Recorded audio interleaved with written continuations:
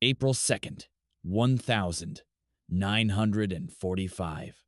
On the battered island of Okinawa, smoke curled into the sky from villages reduced to rubble, and the earth shook beneath the relentless barrage of artillery.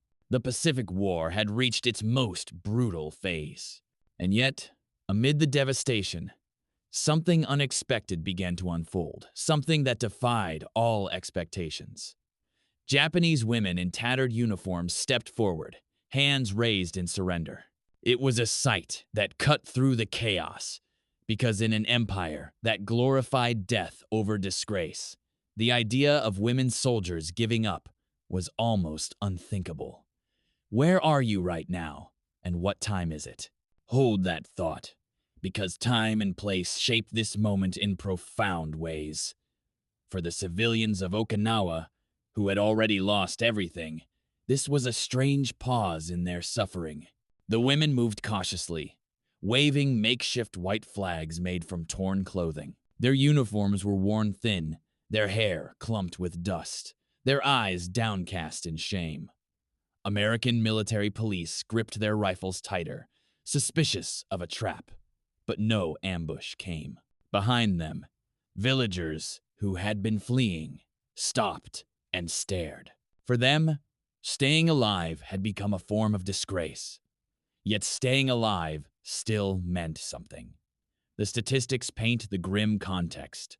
The Battle of Okinawa would claim more than 100,000 civilian lives, over 12,500 American deaths, and leave the Japanese military in ruins. In the midst of such destruction, the capture of a small group of female fighters might have seemed insignificant, but symbolically, it was monumental. This was the first time American troops had encountered Japanese women surrendering in uniform, and it challenged every assumption they had about their enemy's rigid code. The prisoners began their slow march through the wreckage. American boots thudded in rhythm against the soil, while the women moved forward in silence. A diary, later recovered from their belongings, contained a line that explained their haunted expressions. Asterisk. We never imagined surrender. For women, it was worse than death. Asterisk. That single sentence captured the dissonance better than any statistic. As they passed ruined carts, collapsed homes, and abandoned belongings, the prisoners steeled themselves for cruelty. But instead of violence, they were led to a hastily assembled stockade barbed wire, strung between wooden posts, tents flapping in the wind. This was not a place of execution. It was something else entirely. Something far more unsettling than fear. The column reached the edge of the makeshift enclosure by late afternoon. The barbed wire gleamed under the sun, hastily erected, while canvas tents snapped in the breeze. The Americans referred to it as a temporary holding area, but for the women stepping inside, it felt like a world apart, neither battlefield nor death pit, but something in between. The guards worked swiftly, maintaining order with a routine honed from months of processing captives. Orders were shouted, not in anger, but as part of procedure. Rules were nailed to wooden boards, written in English and broken Japanese. No attempts to escape, no violence. Roll call at dawn and dusk. For women who had been told that surrender would lead to abuse, the methodical nature of it all was disorienting. Where are you right now, and what time is it? Consider the contrast. On Okinawa, the women stared at the wire under a scorching April sun, while elsewhere in the world, people worried about grocery lists or the latest news. The numbers explain why surrender had been so rare. Historians note that by the end of the battle, around 14,000 Japanese troops had given up, an astonishing figure, given the culture of resistance. Female soldiers were only a fraction of that number, but their presence made the moment even more jarring. Every step inside the wire chipped away at the myth of an unshakable empire. Enemy records later revealed the inner turmoil. Asterisk.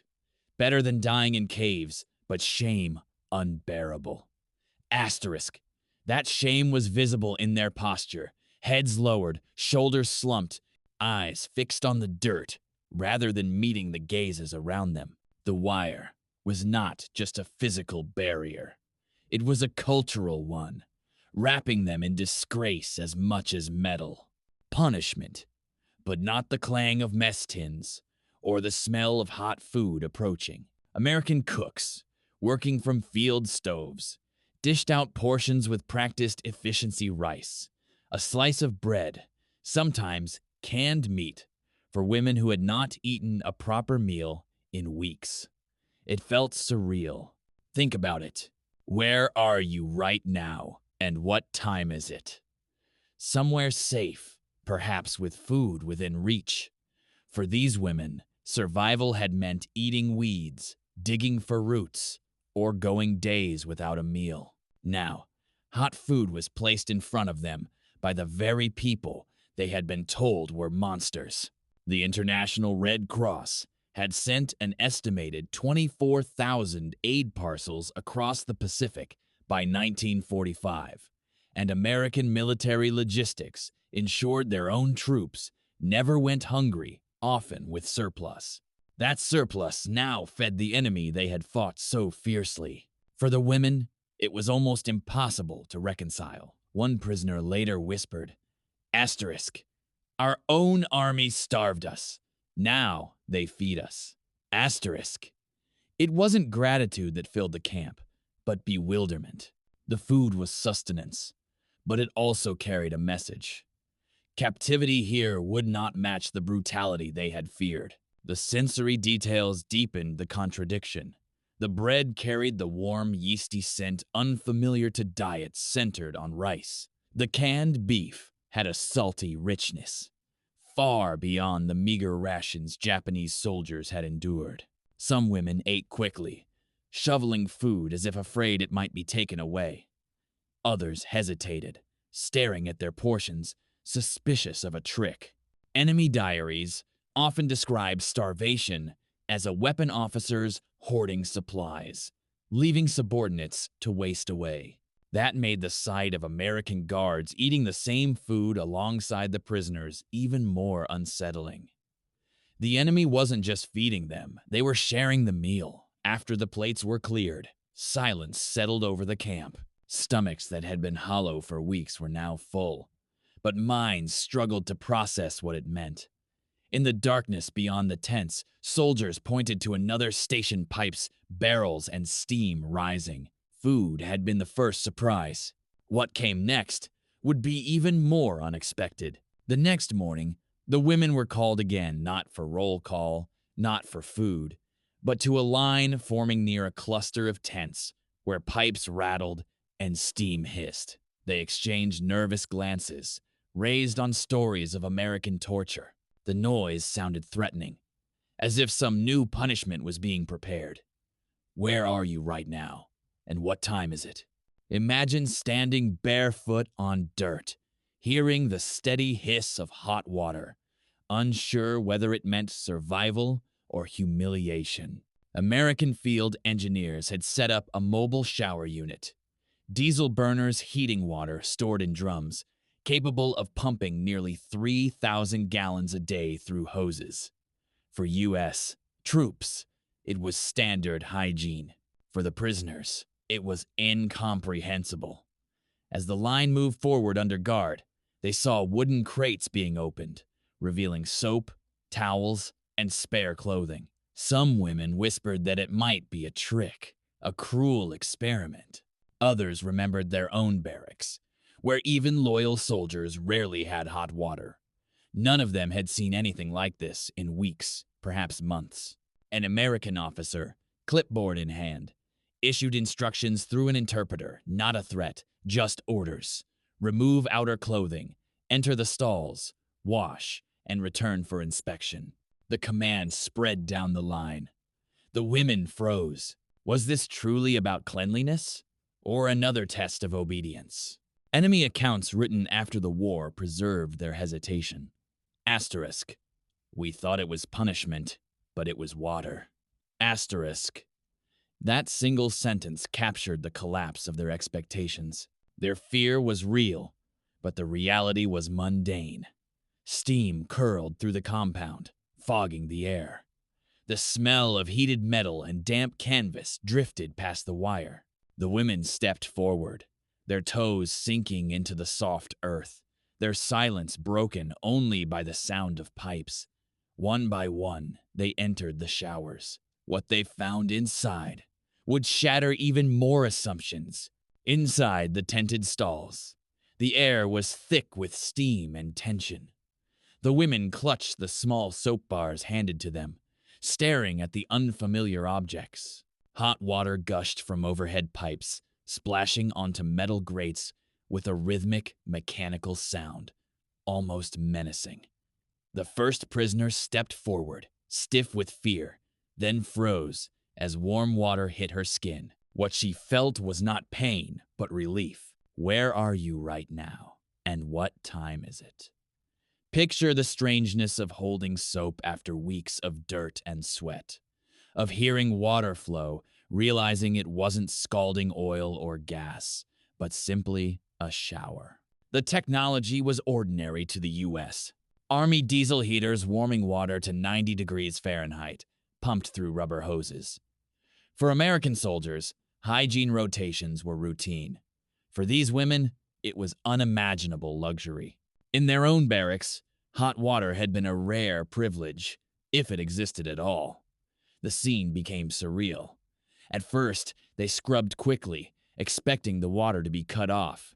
When it didn't stop, some slowed down, letting the steam soothe their faces.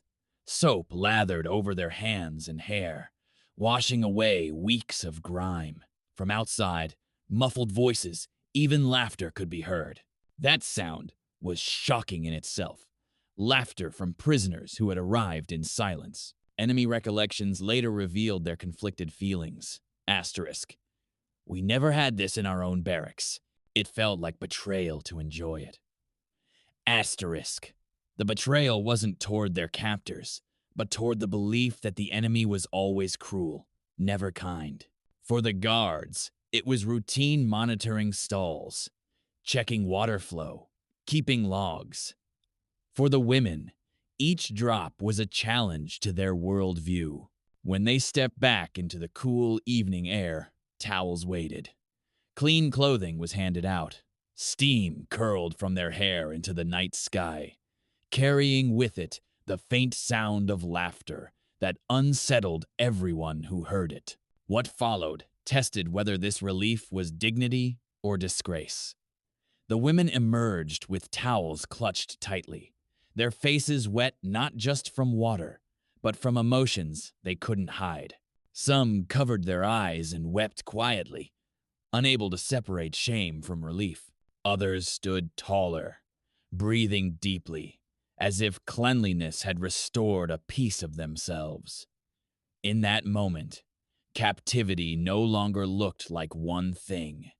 It looked like paradox. Where are you right now? And what time is it? Consider how ordinary clean clothes might feel to you. For these women, the shifts handed out by the enemy carried the weight of both disgrace and salvation. American guards distributed bundles of fabric, simple cotton dresses, shifts, undergarments from surplus stock. Some changed quickly, heads bowed, trying to hide trembling hands. Others hesitated, clutching their old uniforms like relics of honor. The scene resembled both a relief effort and a moment of judgment. Statistics show how rare their situation was, female soldiers, made up less than 5% of Japanese prisoners in the Pacific. Their presence in the camp was unusual, and their treatment would be remembered for years. Enemy voices later captured the dissonance. Asterisk. We feared assault, but found soap instead. Asterisk. That line condensed the unthinkable. Fear replaced not by violence, but by basic care. Yet kindness still felt like exposure.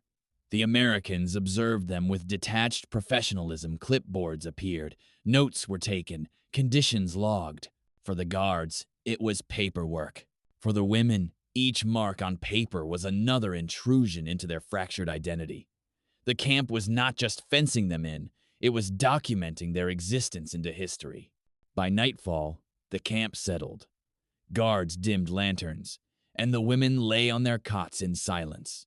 Outside, pens scratched on paper as officers recorded the day's events. The records would become another form of control and another surprise. The next morning, routine resumed, but with an undercurrent of scrutiny. Guards called the women out and lined them up under a pale April Sunday. American officers moved down the row, checking names, assigning numbers, noting health. Cameras flashed, capturing their reluctant faces. To the prisoners, each click felt like another layer of captivity. Where are you right now, and what time is it? Imagine standing barefoot on dirt, while strangers documented your body, your clothes, your health, reduced to data points in a war ledger. The U.S. Army had logged over 120,000 prisoners by mid-1945, each entry requiring precision. The records ensured accountability, but for the women, it meant being cataloged like objects. The sound of typewriter keys clacking inside a tent carried across the compound. To Americans, it was just administrative noise. To them, it was a reminder that their lives were now written in an enemy's language. They whispered nervously, some covering their faces when cameras pointed their way. Enemy recollections highlighted their unease. Asterisk. Even our hygiene became military data. Asterisk. What had felt like unexpected kindness in the showers was now reframed as part of a system, an impersonal process that stripped away their remaining dignity. Kindness, perhaps, but recorded.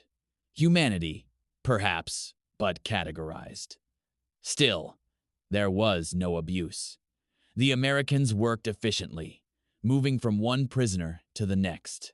When a guard noticed a woman's healing cuts, he noted it without expression. The women saw their lives reduced to lines on a report, yet they also realized they were being kept alive, maintained, even protected by paperwork. By late afternoon, clerks packed up their machines. Guards shifted focus. Whispers spread trucks had been spotted near the perimeter, loaded with crates. The prisoners exchanged puzzled looks. Records were one thing. What those crates held would be something else entirely. As the rumble of engines approached, the women turned, squinting in the sun, as two GMC trucks rolled into view. Dust trailed behind them, their beds stacked high with wooden crates. Guards waved them through. The prisoners held their breath. Supplies usually meant weapons or rations for soldiers. What arrived here defied their expectations. Where are you right now, and what time is it? Imagine standing in a camp, unsure of your fate, then seeing food and luxuries unloaded, not for the guards, but for you. Crowbars pried open the crates, revealing tins of condensed milk, foil-wrapped chocolate bars, cartons of cigarettes, neatly stacked soap. It was a display of abundance. American logistics had flooded the Pacific with such goods, and by 1945, even prisoner camps received them. Records show nearly 7 million cigarettes were distributed by the war's end for women who had survived on handfuls of rice or wild roots. The sight of chocolate was surreal. Some reached out hesitantly, holding the foil like a sacred object. Others refused at first, shaking their heads, unable to accept that their enemy would offer treats. A few broke down in tears, clutching the parcels silently. Enemy reflections after the war echoed the disbelief. Asterisk. They give us treats, while our men die in caves. Asterisk. That tension lingered in every bite, every puff of smoke. Each luxury item carried more than calories. It was a blow to their beliefs. The empire that had demanded absolute sacrifice had provided nothing. The enemy offered plenty. For the Americans, it was routine, handing out supplies, checking lists, stacking crates. They barely noticed the quiet turmoil they caused. For the women, each parcel was heavier than any weapon. It forced questions no one dared voice aloud. Asterisk. Who truly cared for them? What had their loyalty earned? Asterisk. As night fell, the camp settled into an uneasy rhythm. Cigarette smoke curled upward, mixing with the steam of boiled milk. Some women tasted chocolate for the first time. Others lay awake, restless, unable to reconcile kindness with captivity. In the dim lantern light, pencils and paper began to circulate. The next morning, after roll call, the guards distributed thin sheets of paper, envelopes, and dull pencils. The women stared in confusion. For weeks, they had expected only orders. Now, they were being told to write letters home to families they weren't sure were still alive. Where are you right now? And what time is it? Imagine being asked to write, knowing every word would pass through enemy hands before reaching loved ones. If it ever did. The women sat on wooden benches, bending over the paper. Some wrote quickly, filling pages with prayers for their families. Others stared at the blank space, unsure what to say. What words exist when your own government had declared, asterisk, you should never be taken alive, asterisk. Censorship loomed U.S. plants. Policy required every letter to be inspected, with up to 40% of prisoner mail cut or destroyed. The women knew this. Some wrote in plain, emotionless tones, hoping neutral words would slip past. Others wrote anyway, pouring out confessions that might never leave the camp. One survivor later described the paradox. Asterisk. Even our words passed enemy hands. Asterisk. Writing was meant to restore humanity, but it also reminded them of captivity. Yet they wrote, because silence was worse. For the guards, it was clerical work. Bags of envelopes sealed, tagged, set aside for shipment. To the women, those envelopes held pieces of themselves, pieces that might vanish. Some bent low, shoulders shaking as they wrote, tears falling onto the paper. When the session ended, silence returned. Paper had given them voices for a moment, only to take them away again. By the fourth week behind the wire, something unexpected unfolded. The same women who had arrived with gaunt faces and trembling legs now walked with steadier steps. Cots that had sagged under exhaustion now supported bodies regaining strength. The camp still had wire, guards, and rules. But inside, transformation was visible. Where are you right now, and what time is it? Think of how daily routines, food, hygiene, letters, can reshape even the most broken spirit. For the prisoners, survival had become something more. Recovery. American records confirm the change. After 4 weeks of consistent rations and medical checks, malnutrition cases in Pacific camps dropped by nearly half. Soap, showers, and basic care turned disease-ridden groups into stable populations. The numbers, usually buried in war reports, became living proof in this camp. The women felt it in their own bodies. Hunger pangs faded, skin cleared, wounds healed faster. One prisoner who had struggled to walk now stood straight during roll calls. Another who had coughed blood in the first week no longer wheezed at night. To them, it was both relief and torment. Their empire had sent them to war with nothing. Their enemy gave them back their health. Enemy reflections preserved the contradiction. Asterisk. We are prisoners, yet stronger than before. Asterisk. The paradox gnawed at them. How could captivity restore what loyalty had destroyed? Their officers had left them to starve. The Americans, their sworn foes, gave them bread, medicine, and rest. For the guards, the change was noted in passing cleaner medical logs, fewer sick calls, smoother routines. To them, it was proof the system worked. For the women, It was proof the world was more complicated than they had been told. As April turned to May, the camp grew quieter. Fewer tears at night, fewer groans of hunger. In their place was silence, not peace, but reflection. The women sat under lanterns, staring at the wire, wondering what survival would mean after surrender. At dawn, sunlight caught the wire, glistening like a mirror of their divided fate. That mirror set the stage for the final realization. May 1945. The pale morning light spread over Okinawa's hills, and the barbed wire sparkled with dew like strands of glass. Inside the compound, the women stirred on their cots, rising slowly, aware that each day brought them closer to an end none of them had imagined when they first emerged from the caves. Guards patrolled the perimeter, rifles slung but relaxed. The war still raged elsewhere, but in this small corner, a different reality had taken hold. Where are you right now, and what time is it? Hold that thought, because in this camp, time had changed, no longer measured in battles, but in meals, showers, and letters. By the war's end, an estimated 55,000 Japanese prisoners would be held in American custody. Most were men. These women were anomalies, rare figures in a system built for thousands. Yet their presence carried weight beyond numbers. They embodied the collapse of myths, invincibility, absolute loyalty, death before dishonor. Enemy Reflections captured the paradox with painful honesty. Asterisk, defeat gave us soap, bread, and strange dignity. Asterisk, it was neither gratitude nor confession. It was a record of dissonance. Their empire had promised honor through sacrifice.